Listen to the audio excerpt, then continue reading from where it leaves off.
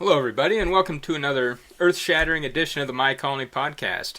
You know, it's been a while since I've recorded an episode, so I thought I'd go ahead and make one real quick to give everybody an update on what all's happening in the My Colony universe. So let's take a look. Now, the first thing I want to talk about here is My Colony 2, of course. I've been working on the version 0.19.0 update for almost 2 months now. And I don't know when I'll finish it. It's a bigger one than usual, and I've only kind of been working on it in my spare time. But I'm going to go ahead and show you some of the new things here. A lot of the new content is related to the water world. So I got a new water world going here for testing purposes. And I'll go ahead and talk about some of the new things that are coming your way. First of all, in the forums, General Waddling had posted some new landing pad graphics. The current landing field in My Colony 2 was huge. So he went ahead and he made a smaller one that's more similar to the My Colony 1 landing pad, and that's going to be the default one. And then later on you'll be able to upgrade to the larger one that was in the game previously, which will bring in more colonists even faster. So if you have a colony that already has the bigger landing field in it, then you automatically have the new upgraded landing field. And this small one here takes on the properties of the one that was previously in the game. If that all makes sense.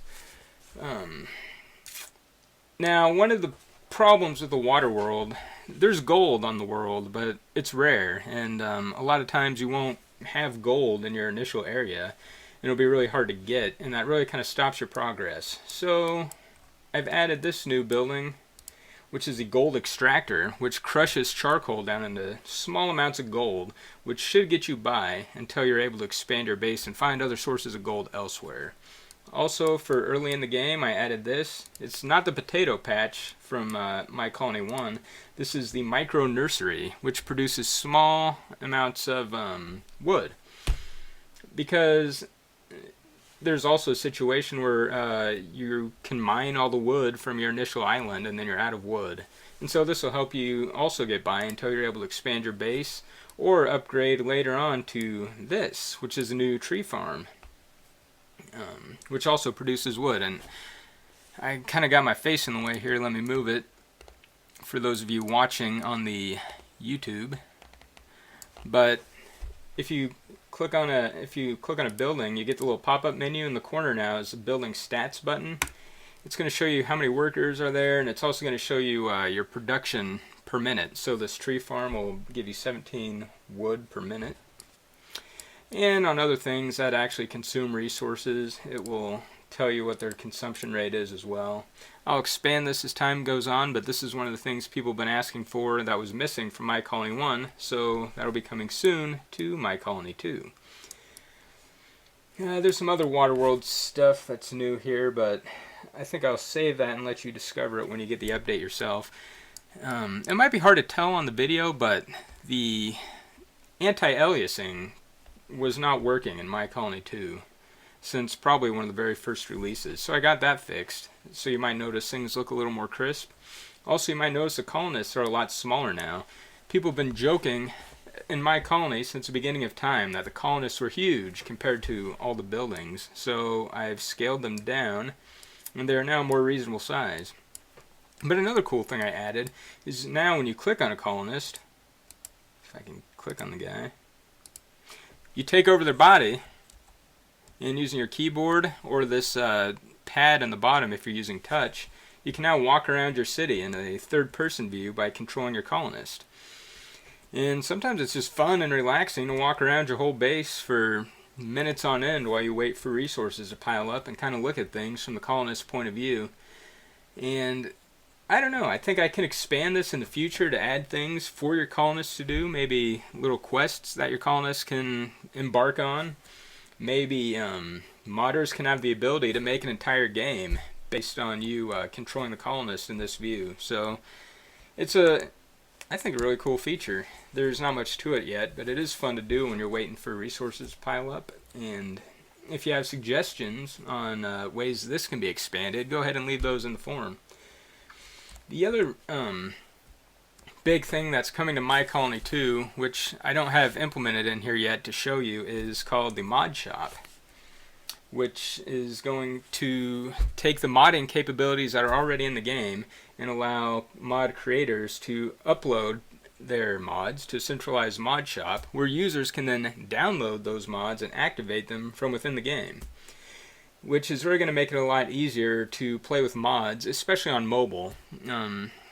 This is the part that's actually taken the longest time on this update, because in order to make it work right and be easy, I'm having to rewrite completely the way mods work in My Colony 2, and it ended up being a whole lot more work than I expected. But when I finally finish it, it's going to be worth it, I think. So stay tuned for that. And another thing that's taken a long time that I've totally rewritten is the built-in server for My Colony. It had some code in it that was web browser context specific, which was prohibiting me from being able to extract the server code and make a standalone server app. Anyway, what I'm trying to say here is, with the changes I'm making in this release, I will be able to release a command line server application that will allow dedicated servers to run in the cloud, completely independent of the game. So anyway, those are some of the things that are coming for the next My Colony 2 update. I'm hoping it'll be done here in February at some point. Don't be mad if it's not. A lot of hours are going into this one, and so I hope you guys appreciate the work that's been going into it, and yeah, that's all I have to say about My Colony 2 right now. So for the next thing I want to show you, I've always been interested in programming old raycasters, old style raycasting games, kind of like how Wolfenstein 3D was. And the My Colony universe game Death 3D was originally a raycaster, but performed so bad I converted it over to WebGL. But I always had the idea for the raycaster in the back of my head, so I kind of went back to the drawing board and I got a new raycasting engine going that performs pretty good, has dynamic lighting, floor and ceiling casting, and all that neat stuff. And I'm going to use it to make another game in the My Colony universe. This, there's really not much of a game yet. What I'm showing you is just kind of a very early build, but the concept behind it is you are a team of United Earth Space Marines who's answering a distress call from a galactic freighter that has been attacked by an unknown alien, and the story revolves around humanity's first contact with the Alpha Draconians and the entry of the Alpha Draconians into the human civil war with the United Earth versus the League of Independent States. So a lot of the story about that war and how the Alpha Draconians came to be known to the humans is going to be fleshed out in this game. But this isn't going to be released till later in this year. It's really just a tech demo at this point for my raycaster that I'm working on. And there's not much to it at this point. But I'll have more to talk about this one as time goes on. But just know there's another game coming out that's kind of in the same vein as Death 3D, but using totally software-based rendering, just because as a nerd project I like doing that. And that's another thing in the My Colony universe that you can look forward to. Alright, and so the last thing I'm going to talk about in this podcast here is Death 3D. And I'd actually thought I was completely done with this game. But all of a sudden, out of the blue, it started getting popular, especially on the Google Play Store. Out of nowhere, it's getting a bunch of downloads. This game's been out for 3 years, nobody's played it, and now all of a sudden it's getting all kinds of downloads. And so, that being the case, I figured maybe I ought to keep working on it. Kind of give the people what they want here.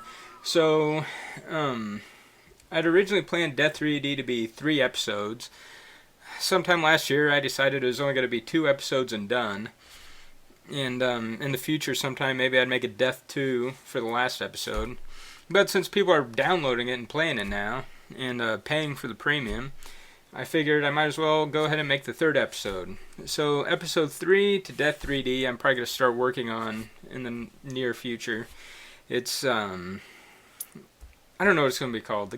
If I made a sequel to the game, it was going to be called Death 2, Death on Earth. Because where the story is at now, you've now made it to Earth. And so maybe that's just going to be the name of episode 3, Death on Earth. Either way, it's I guess I don't have to spoil how the first 2 episodes go. You can download the game and play them and see for yourself. But all I'll tell you is you end up on Earth at the end of episode 2, and that's where episode 3 is going to pick up at. I also think I'm going to expand the map editor a bit. Now that the map shop is in the game and people are downloading from it, I thought I'd add more tools to it. I think maps should have the ability to provide their own music. And also, you should be able to bundle multiple apps into one. So on the map shop, you can release a pack that has, more than one map on it. You can already add your own custom textures in there. But I'm also going to make it so you can create and add your own custom enemies using my tokens. So if you like Death 3D, then stay tuned because a whole nother episode's come to Death 3D. If you don't like it or if you haven't played it, go ahead and give it a try because people are starting to take notice and like this game after all this time, and so it's going to start getting a little more attention paid to it. So I think that's all I'm going to talk about today. If you have any comments or questions on anything, feel free to head over to the ABAPS forum. I know the updates have been slow on My Colony 2, but the more complicated stuff you're adding to an update, the longer it takes. It's easy just to add new buildings to it, and maybe that's what people want, but the engine work and stuff takes a whole lot longer than I always think it's going to take. But that's fine. I think once the mod shop's in place and people start submitting their content to the mod shop, that'll give people a more regular stream of new content to My Colony 2 than they would otherwise have by just waiting for my updates. And I'll otherwise just keep improving on it based on your feedback and bug reports, and we'll go from there. So anyway, thank you for listening to my rambling here. I hope you all enjoyed this episode, and I hope you're enjoying your day, and, well, stay tuned for a whole lot more in the My Colony universe in the days and months to come. Bye now.